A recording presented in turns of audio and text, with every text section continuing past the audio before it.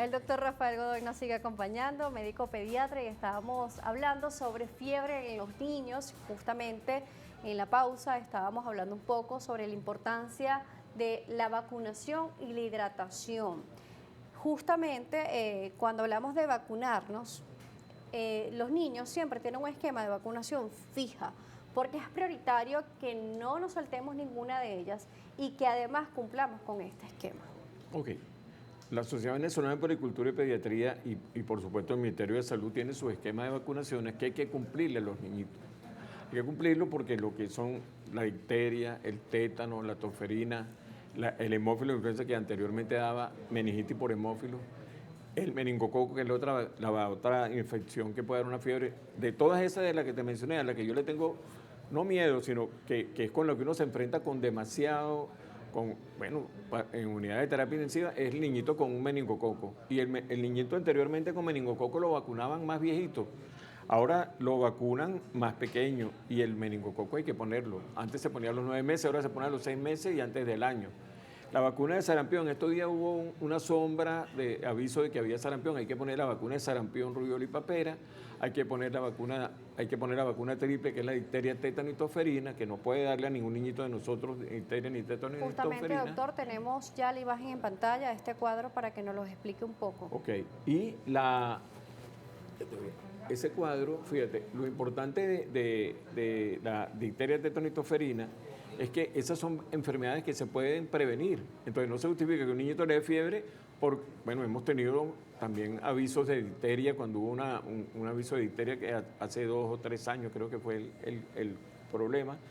Pero polio no puede haber, nosotros no podemos dejar que le dé polio a nuestros niñitos, no podemos dejar que les dé sarampión, no podemos dejar que les dé varicela, no podemos dejar que les dé neumonías por neumococo, ¿ok?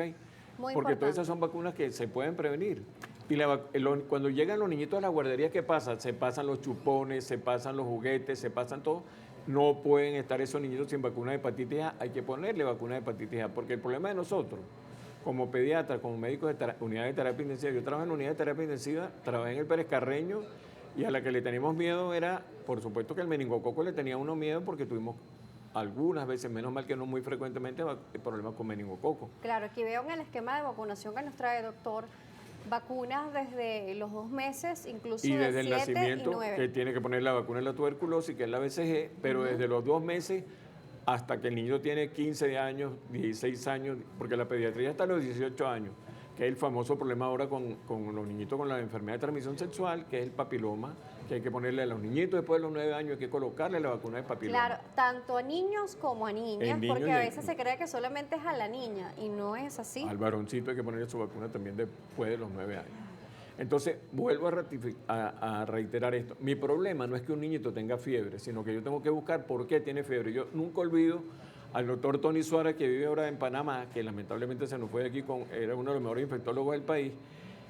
Nunca olvido que el doctor Tony Suárez una vez nos dice, mira, eso no es sarampión, un niñito que tenemos 4 días convulsionando en una unidad de terapia en la metropolitana, y hay que buscar por eso en las historias clínicas y hacer énfasis en las historias clínicas, porque estábamos con una doctora que llegó y me dijo, mira, ya Tony nos dijo lo que tiene, que vayamos a estudiar más, porque ese niñito estuvo hace una semana en una hacienda, y en la hacienda había caballos. Los caballos tenían garrapatas y las garrapatas tenían una bacteria llamada Ehrlichia y se la transmitió al niñito, y con 2 dosis de vibramicina que le dimos en la boca se le quitó lo que tenía el muchachito. Entonces, claro, hablando de esto, hablando de medicación, doctor, vamos a tocar un punto bastante álgido, que es la medicación en casa. ¿Por qué? Porque vemos a este niño que se le toma la temperatura, tiene 38 o un poco más, y comienzan a automedicar al niño. okay. Porque es importante que no se automedica al niño y estar primero en el contacto con el médico pediatra, que nos decía al principio que el primer contacto es vía telefónico, y dependiendo de ello se llevaba a la consulta o a la emergencia, no darle cualquier medicamento que de repente nos quedó allí en casa. Acaba de decir un punto que no le había mencionado, que es sumamente importante, que es la automedicación. Tú no le puedes dar antibiótico a un niñito de entrada porque tenga fiebre hoy, empezó la fiebre. No, dale acitromicina. No es que yo le esté haciendo mala propaganda a la acitromicina, porque ese antibiótico es buenísimo para el micoplasma, para una bacteria específica como es el micoplasma y para infecciones respiratorias. Pero ¿cuál es el gran dolor de cabeza? Que durante la época del COVID, ustedes todos lo vivimos, se utilizaba acitromicina porque decían que eso era lo que iba a curar el COVID. No, no era así. La automedicación en los niñitos no debe hacerse. Lo que se debe hacer es lo que dijimos, primero buscar la causa de la fiebre, si tiene más de 48 horas llevar al niñito o a un hospital o a su consulta médica, si tiene más de 48 horas hacerle exámenes de sangre, orina y heces, si tiene diarrea, por supuesto, y insistir en evaluarlo, porque después de 48 horas un niñito que tenga fiebre hay que revisar qué está pasando. Por supuesto. Por eso es importante también hacerle los exámenes necesarios y no darle cualquier medicamento al azar, Entonces, porque este medicamento es para la fiebre y vamos a dárselo si el porque es niñito así. tiene fiebre, porque a los papás les angustia lo de la convulsión, por supuesto que si tiene más de 38, 100 grados Fahrenheit. 100 grados Fahrenheit fue el que descubrió esa escala con números, y eso fue en el siglo XVIII. Pero qué interesante es que tú tienes que darles acetaminofén a un niñito si tiene más de 38, se lo darás cada 6 horas, lo acompañarás de su agua tibia, lo acompañarás en la frente, lo que también sirve para el hipo, que es el famoso, la estimulación frontal. Que no es el hilito, es la estimulación Y el frontal. sarampión, que quedará como algo chistoso, que ¿por qué a la gente le ponían cuadros, le ponían bombillos rojos cuando tenía sarampión? Sería para que se le quitara la fiebre, porque con eso no se le iba a quitar la fiebre, ¿no? Ni con bombillo amarillo, ni azul, ni con ningún bombillo, sino que con el sarampión, para que se le quite la fiebre, es evitar que le dé sarampión, es ponerle su vacuna de sarampión. Por supuesto, doctor, se nos termina el tiempo, Ok. pero queremos que le ofrezca a las personas que nos están viendo cómo lo pueden contactar. Sí, el Instagram es DR Rafael Godoy y el teléfono celular mío es 0414-926-1377. Fíjate, lo que quiero decir, no, la mamá ha aprendido a manejar la fiebre. La mamá no se angustia tanto cuando ya ha tenido su niñito con fiebre. Al tocarle la mano sabe que tiene fiebre, sabe que lo tiene que meter en una bañerita con agua tibia, sabe que le tiene que colocar en la frente una compresa con agua fría.